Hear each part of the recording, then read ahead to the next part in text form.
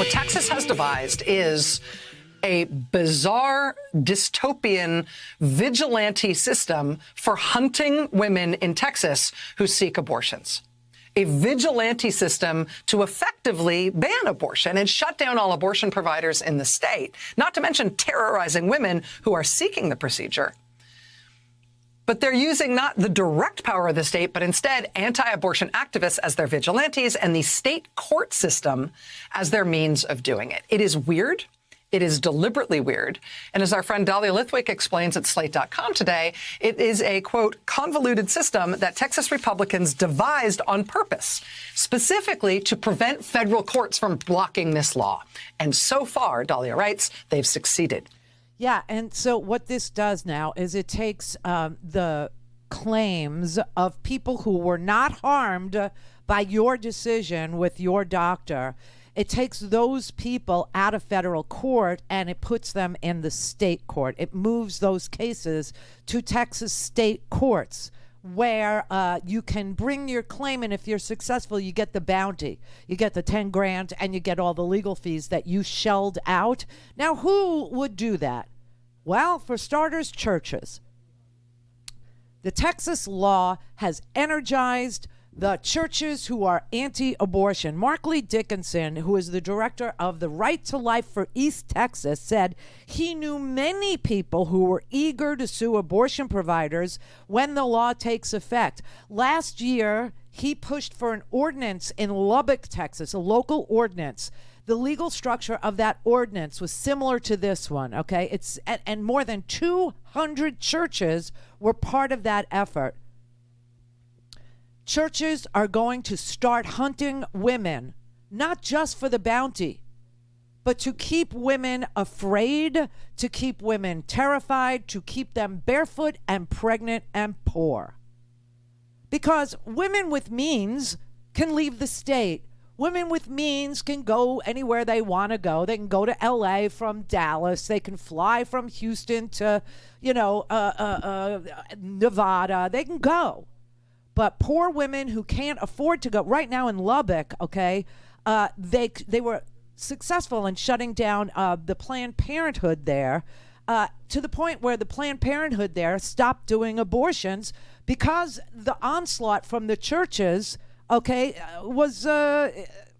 Now, they're not concerned with feeding the children. They're not concerned with clothing the children. They're not concerned with educating children. They're not concerned with the children's exposure to COVID by lunatic, fringy people who think, ivermectin is somehow going to help them avoid contracting COVID, which it will not, or that ivermectin can somehow cure them if they have COVID, which it will not, or hydroxychloroquine, or any of their weirdness, okay, that allows children to be exposed to lunatic adults who won't put a mask on to protect. They're not interested in protecting any children. In fact, the number of children that have contracted COVID is at an all-time high.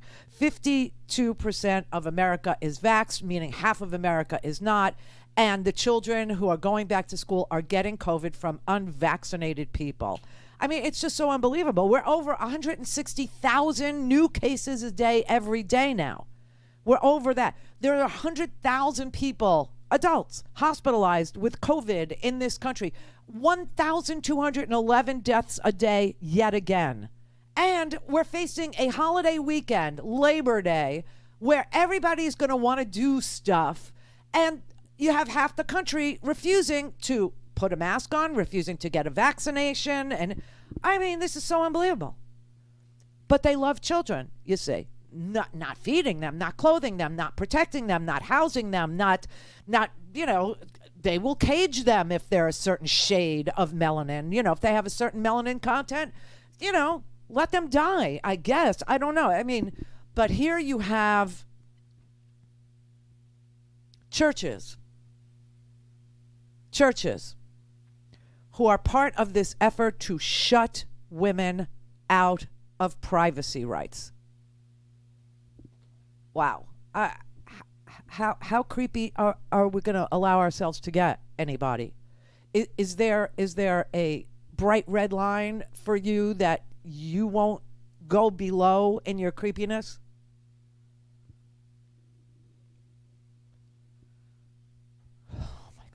I just this one. I would hate to be president right now. I mean, honestly, New Orleans has no electricity. People are about at their wits' end there, and I understand it because it's that hot here.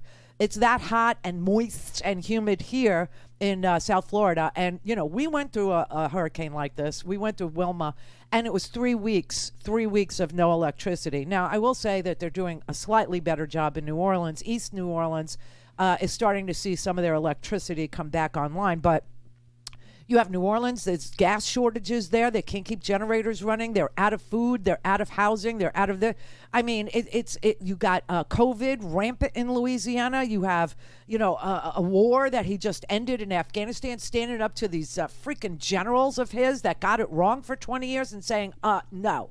He's got, you know, the right wing trying to impeach him, not because he did anything bad or wrong or illegal or criminal. No, because they want their pound of flesh, right? Because Donald Trump committed many, many crimes, okay? He obstructed justice in the Mueller investigation 10 different times. We know that. We didn't impeach him for that. We didn't impeach him for tax fraud. We didn't impeach him for, calling the National Guard out on, peaceful protesters. No, we only punished him for 2 crimes. One was shaking down a U.S. ally's military ability to fend off an invasion from Russia, right? And today he hosted President Zelensky from Ukraine, Biden did, trying to clean up this mess that was left for him, right? So what was Trump looking for? He wanted Zelensky to give him dirt on Joe Biden, which didn't exist, and he shook down an ally and threatened their military budget, threatened their military aid, so that they could fend off an invasion from Russia, who likes to invade their neighbors, in order to get fake made-up dirt on Joe Biden to win an election. Then he lost the election and incited an insurrection, violence against Congress members, against senators, and against his own vice president. Those were the 2 crimes we did impeach him for. Somehow, the Republicans have it in their head that those things weren't criminal, and so we need to impeach Biden 3 times to outdo the 2 times that Trump was impeached for crimes, for actual crimes.